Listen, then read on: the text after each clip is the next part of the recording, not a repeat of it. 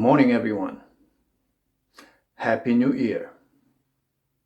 On the first Sunday morning of 2022, let us worship our Lord who has given us this new year to live and to bless. 좋은 아침입니다, 성도 여러분. 오늘은 2022년의 첫 번째 주일 아침이 되겠습니다. 이제 하나님을 함께 예배하고자 합니다. 사도신경을 통해 우리의 신앙을 고백하면서 하나님을 예배하겠습니다. 저는 영어권 회정도 함께 예배를 드리니 영어로 사도신경을 하겠습니다. Let us come to worship as we confess our faith through the Apostles' Creed. I believe in God the Father Almighty, maker of heaven and earth, and in Jesus Christ, His only Son, our Lord, who was conceived by the Holy Spirit, born of the Virgin Mary, suffered under Pontius Pilate, was crucified, dead, and buried. He descended into hell. The third day he rose again from the dead. He ascended into heaven and sits on the right hand of God the Father Almighty. From thence he shall come to judge the quick and the dead. I believe in the Holy Spirit, the holy universal church, the communion of saints, the forgiveness of sins, the resurrection of the body, and the life everlasting. Amen.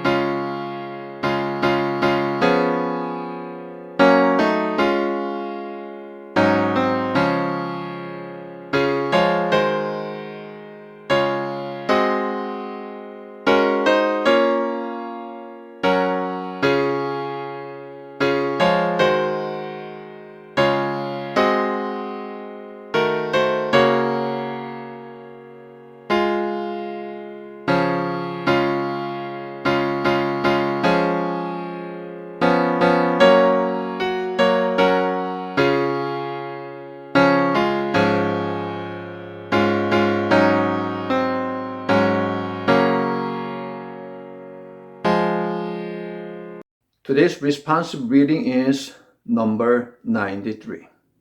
교동문은 93번인데요. 영어권 회중도 함께 예배하고 있으니 제 파트는 제가 한국어로 하고요. 영어권 파트는 영어로 하겠습니다. I am going to read my part in Korean and your part in English. 주께서 옛적의 땅의 기초를 놓으셨사오며 하늘도 주의 손으로 지으신 반이이다. They will perish, but you remain. 그것들은 다 옷같이 낡으리니 의복같이 바꾸시면 바뀌려니와. But you remain the same, and your years will never end. 너희는 이전 일을 생각하지 말며 옛날 일을 생각하지 말라. See, I am doing a new thing. Now it springs up. 너희는 유혹의 욕심을 따라 썩어져가는 구습을 따르는 옛사람을 벗어버리고 To be made new in the attitude of your minds and to put on the new self, created to be like God in true righteousness and holiness. 그런즉 누구든지 그리스도 안에 있으면 새로운 피조물이라. The old has gone, the new has come. 새 계명을 너희에게 주노니 서로 사랑하라. As I loved you, so you must love one another. 아멘.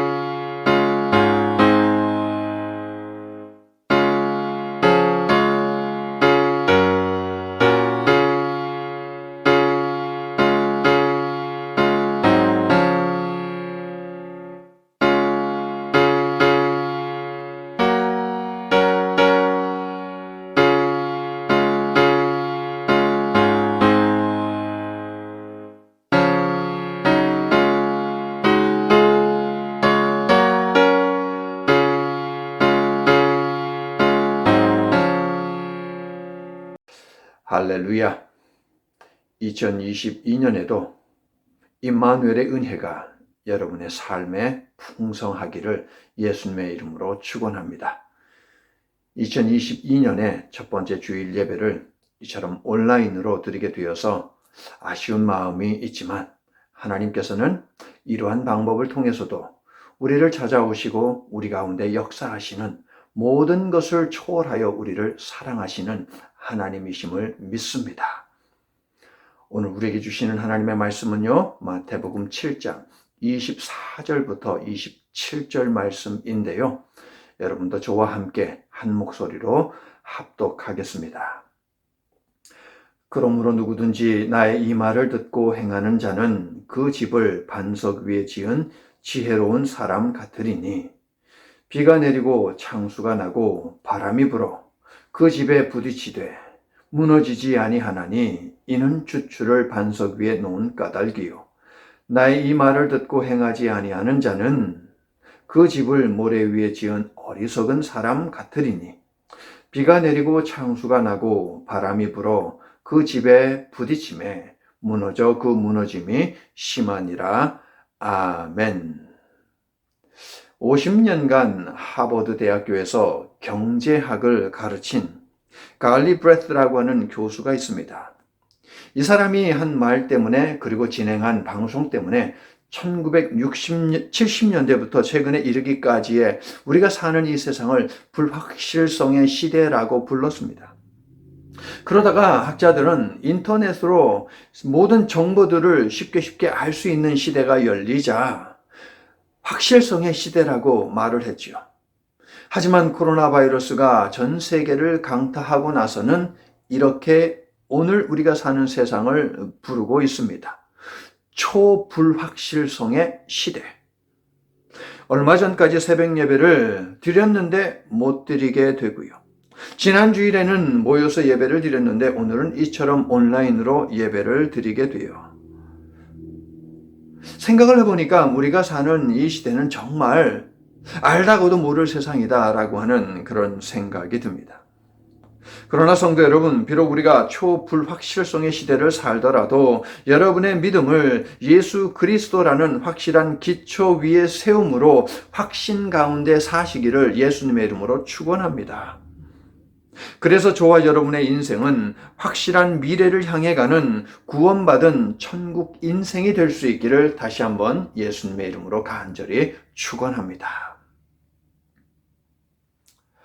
자, 설교 스케줄에 따르면 오늘 요한복음의 마지막 설교를 여러분과 함께 나누어야 하는데요. 잠시 그동안 만났던 말씀을 들었던 요한 할아버지는 쉬게 해드리고요. 오늘은 마태라고 하는 세금 징수원을 만나고자 합니다. 그는 레위라고 불리기도 한 사람이지요. 응애하고 아기가 태어났습니다. 아들입니다. 부모는 그가 거룩한 삶을 살았으면 하는 그런 바람을 가지고 이름을 레위라고 담았습니다. 하나님께서 주신 선물이라고 하여 마태라고 부르기도 했는데요. 아마도 태명이 마태가 아니었을까라고 하는 그런 생각을 해봅니다. 하지만 그는 레위로도 살지 못했고 마태로도 살지 못했습니다. 부모의 기대와는 전혀 다른 삶을 살았지요. 마태의 꿈은 무엇입니까? 돈을 많이 벌어가지고 부자가 되는 것이었어요. 그래서 취업을 하기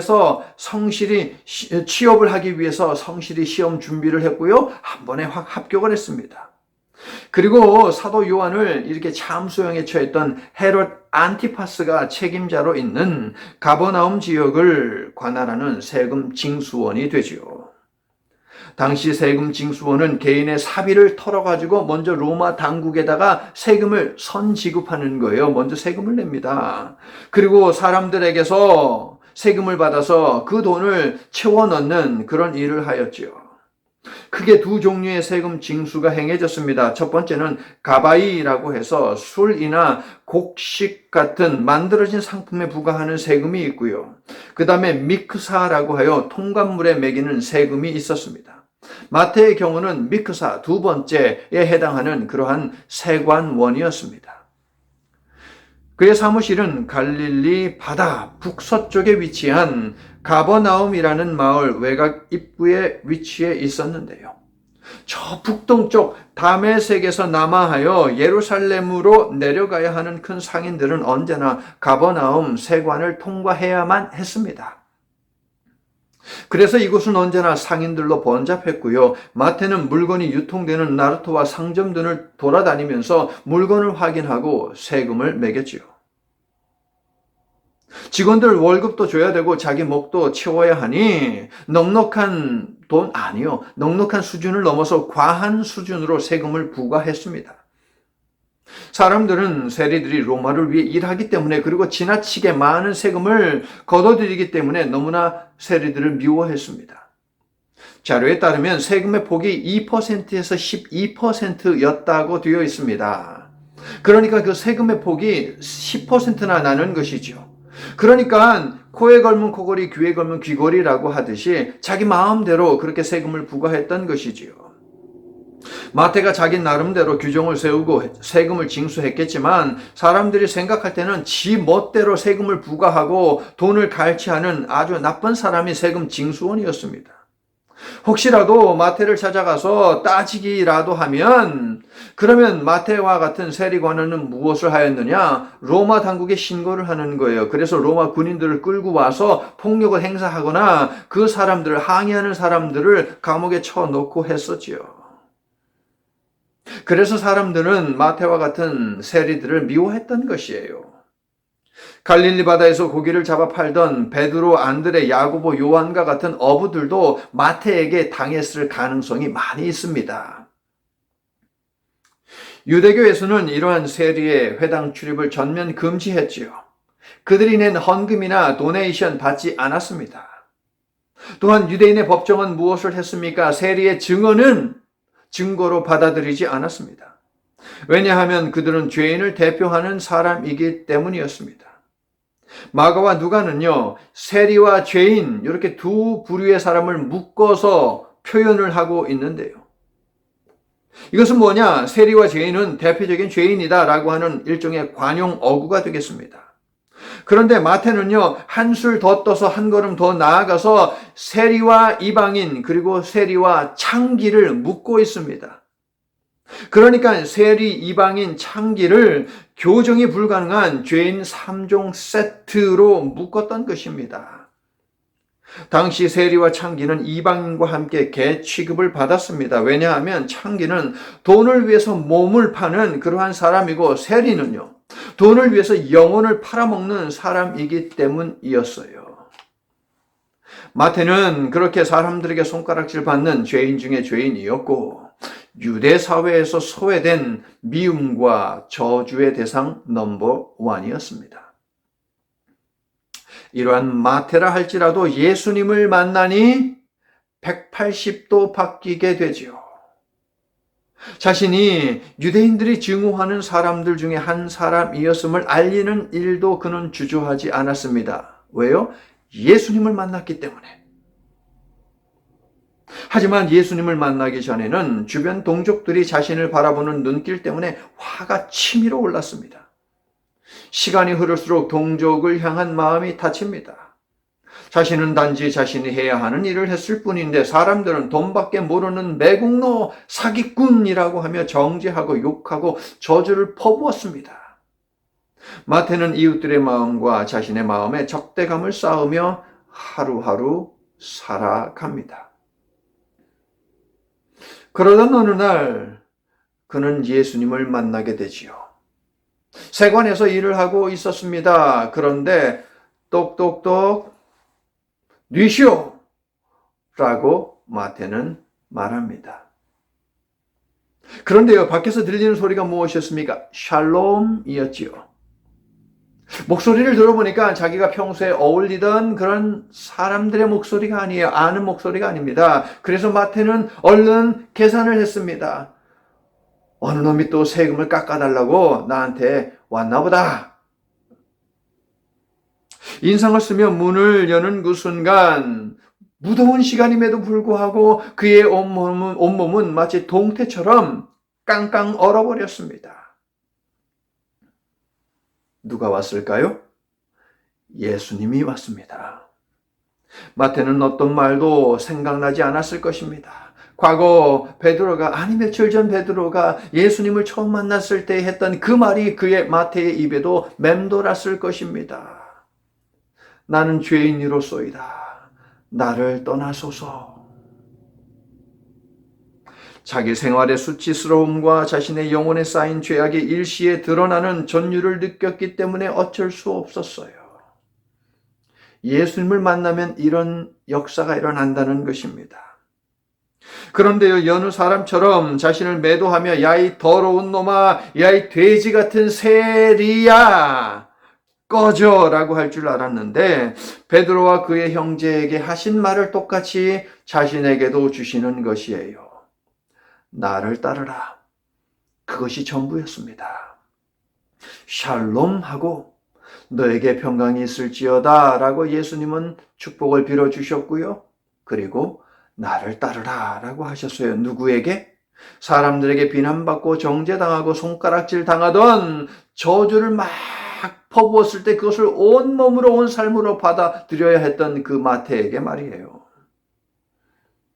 그 순간 불과 몇 시간 전에 들은 따끈한 이야기가 떠오릅니다. 마태는 가버나움의 세금 징수원이었기 때문에 그 지역에서 벌어지고 있는 모든 일들에 대해서 귀를 기울였습니다.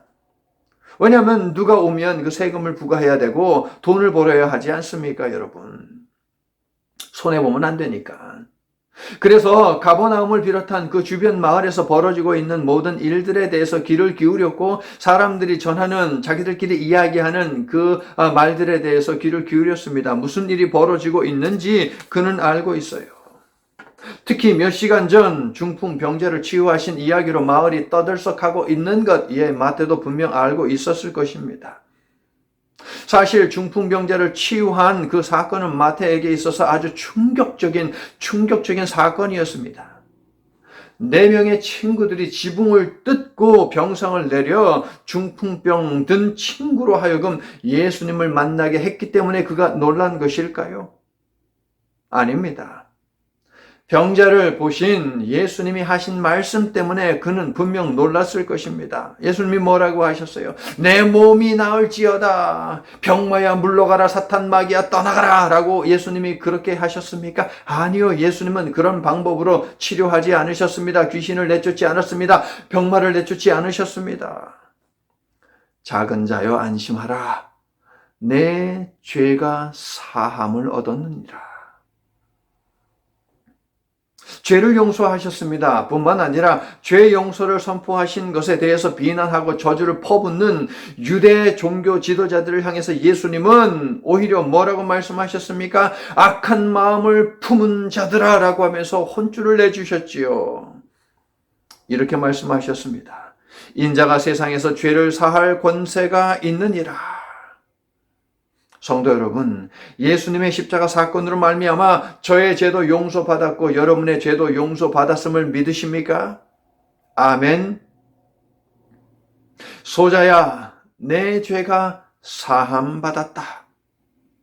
이 사건을 전해들은 마태는 아마도 찬양을 중얼거리지 않았을까요? 예수여, 이 죄인도 용서받을 수 있나요? 벌레 바만도 못한 내가 용서받을 수 있나요? 전용대 목사님이 부르셨잖아요, 이 찬양. 전 목사님이요, 우리 성도님들께 2022년에도 하나님의 축복이 함께하기를 원합니다 라는 메시지를 보내주셨어요. 자, 병을 고치고 귀신을 내쫓을 뿐만 아니라 죄까지 용서하는 능력을 가진 분이 바로 앞에 서 계시기에 마태는 흔들렸습니다. 자신이 신방을 와달라고 부탁하지 않았습니다. 예수님이 자발적으로 계획을 가지고 그를 찾으셨습니다. 이런저런 말씀하지 않으셨습니다. 딱 한마디 하셨습니다. 나를 따르라.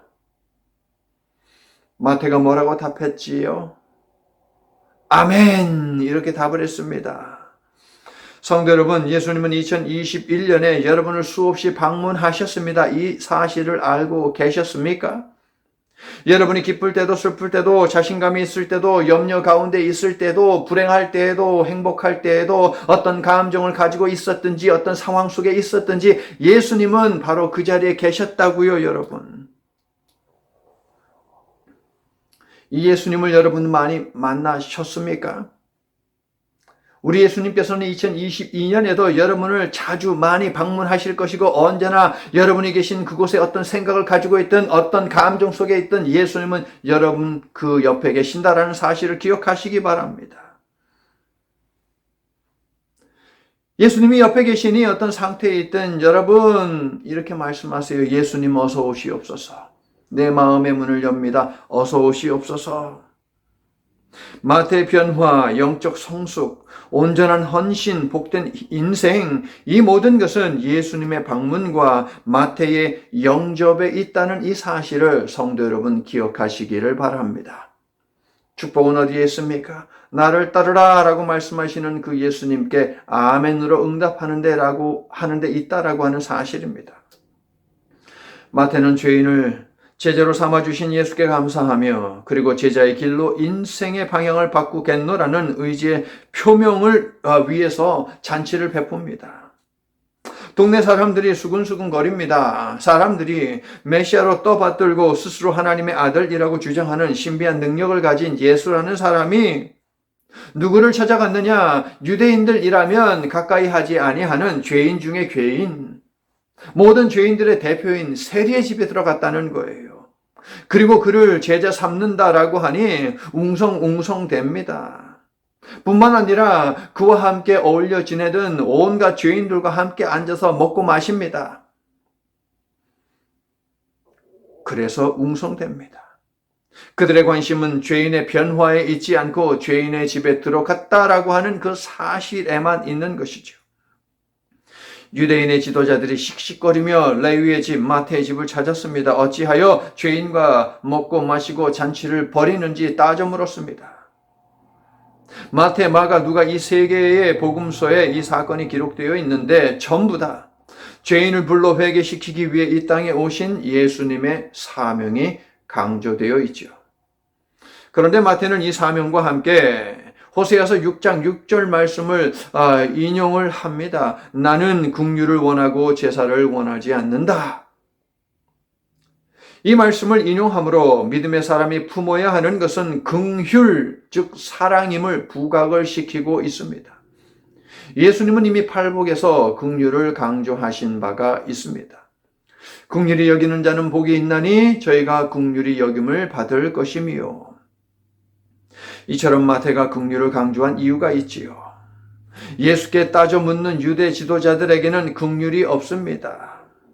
그들은 지적질은 참 잘하는데 성경의 핵심인 긍휼, 사랑은 할 줄 몰랐습니다. 정죄하는 일에는 제일이면서 이해하는 일에는 꼴찌입니다. 비난하는 일에는 1등인데 칭찬하는 일에는 꼴등이에요. 성도 여러분, 2021년 여러분의 언어를 점검해 보시기를 바랍니다. 여러분 마음에 품었던 생각을 점검해 보시기를 바랍니다. 유대 지도자들이 했던 그런 말들이 찾아지면 회개하며 성령의 불로 태워달라고 기도하시기를 바랍니다. 마태가 품었던 미움과 증오, 이런 마음이 있었다면 다 내려놓으시기를 바랍니다. 불안해하고 두려워하고 의심하는 언어와 생각이 많았다면 예수님의 보혈로 씻어달라고 기도하시기를 바랍니다. 그래서 2022년을 위해 주께서 준비하신 새 포도주를 받아 채우기 위해 비워야 하는 모든 것들을 비워내시기를 예수님의 이름으로 축원합니다. 그러므로 오늘 본문의 첫 번째 단어인데요. 이 접속사는 앞에 있는 내용과 뒤에 있는 내용이 서로 연결되었다라고 하는 것을 알려주지요. 그리고 그러므로 다음에 이어지는 내용은 앞에 있는 모든 내용들의 결론 내지는 핵심에 해당한다라는 것을 알립니다. 앞의 내용은 무엇입니까? 5장부터 이어지는 이 말씀은 산에서 예수님께서 하신 가르침이다라고 해서 산상설교 혹은 산상수훈이라고 부르는 내용이 되겠습니다. 이 설교를 끝맺는 중요한 대목이 바로 오늘 본문인 것이지요. 신앙의 본질에 관한 말씀, 신앙인인 우리가 살아야 하는 삶에 대한 뚜렷한 지침, 이게 바로 산상수훈, 산상설교인데요. 예수님은 하나님 나라의 백성이 살아야 하는 삶에 관해 설교하신 후에 오늘 본문에서 그러므로 집을 짓되 모래 위에 짓지 말고 반석 위에 지으라며 설교를 마무리하신 것입니다. 여러분, 그런데요, 바보가 아닌 이상 누가 모래 위에 집을 짓습니까?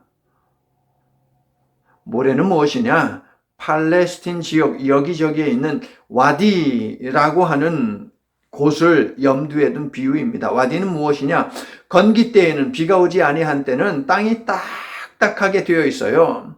그래서 딱딱하고 단단하기 때문에 아유, 이 위에 집을 지으면 좋겠네 라고 생각이 들 정도로 단단한 지형을 가지고 있습니다. 유지하고 있습니다. 하지만 비가 오면 이내 본색을 드러내지요. 물컹물컹해지고 흙이 흐트러집니다. 마치 모래처럼.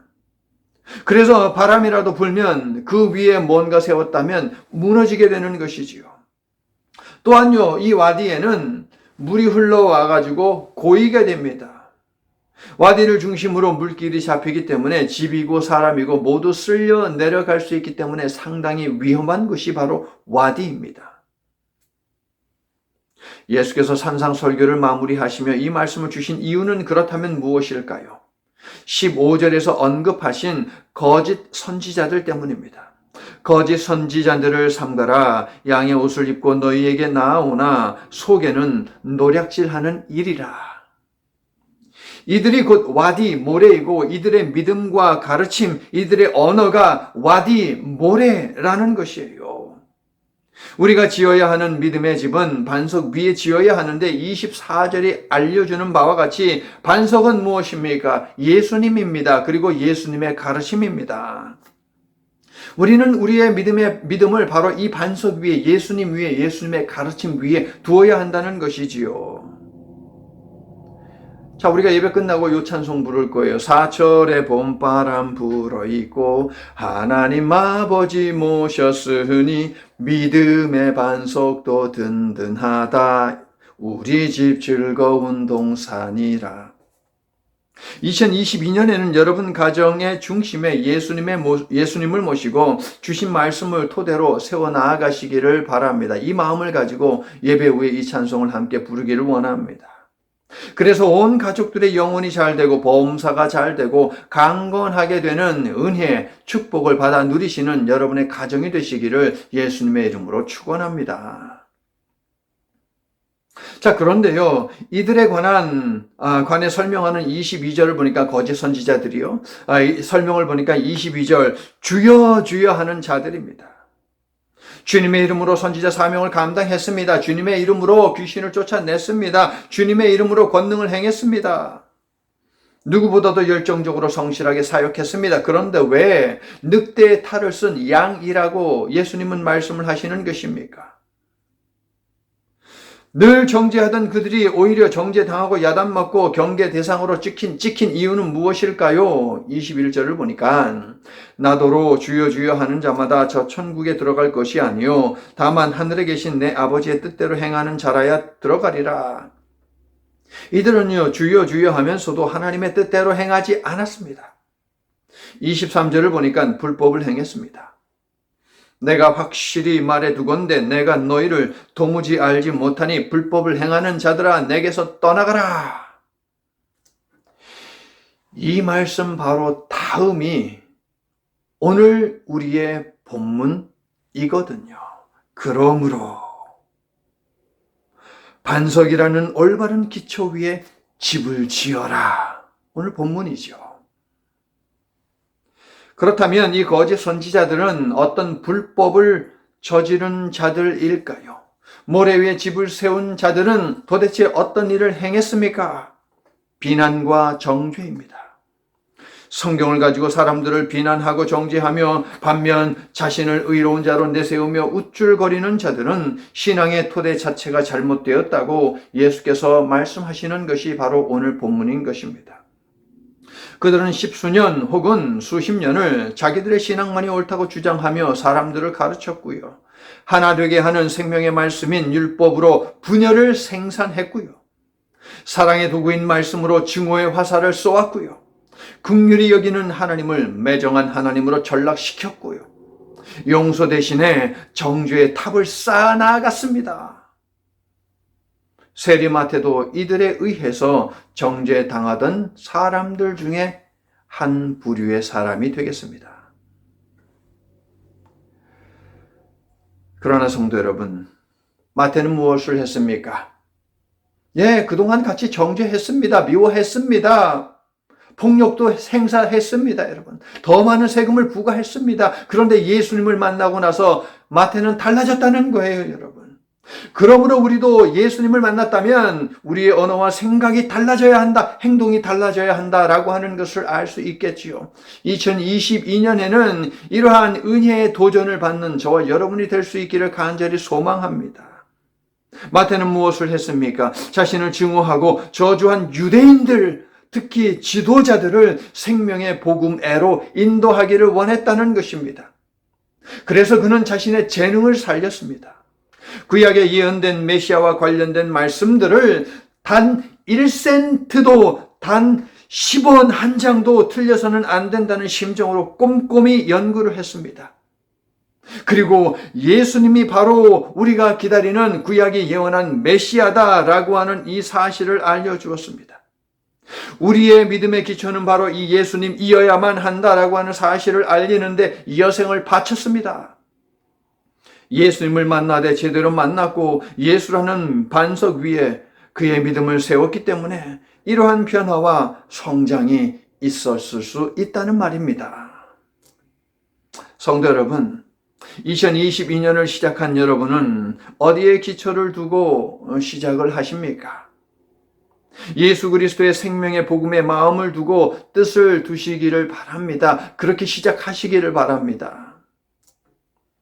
마태는 자신의 지식과 경력과 재능을 활용하여 구약을 연구하고 예수님의 생애와 가르침을 꼼꼼히 기록했습니다.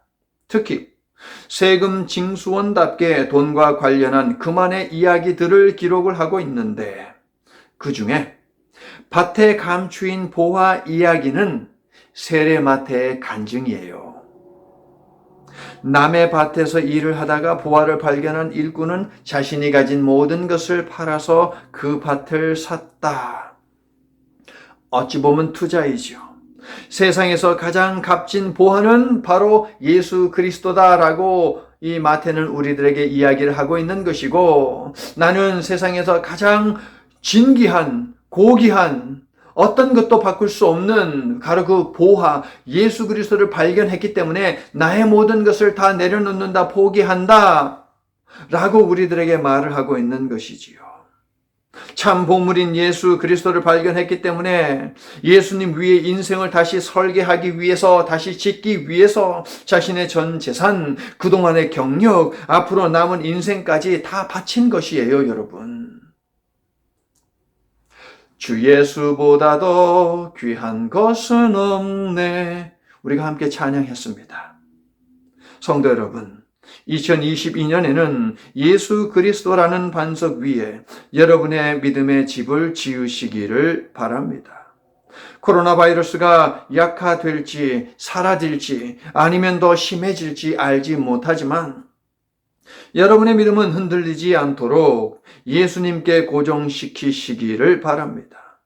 그래서 2022년에는 예수님을 더 깊이 알아가고 체험하고 그렇게 됨으로 더 견고한 믿음으로 다듬어지고 행복하시기를 예수님의 이름으로 간절히 축원합니다.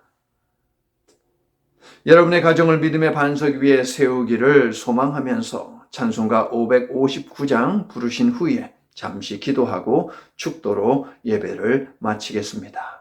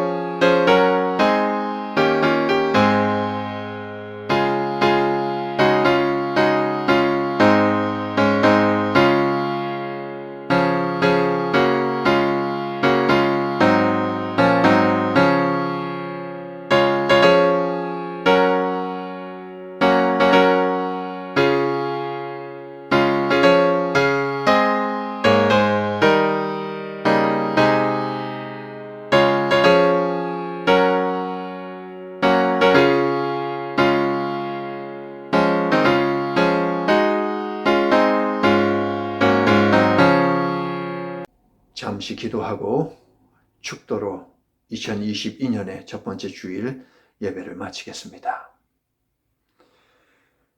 언제나 거기에 계시는 여호와 샴마, 여기까지 인도해 주신 에베네셀의 하나님,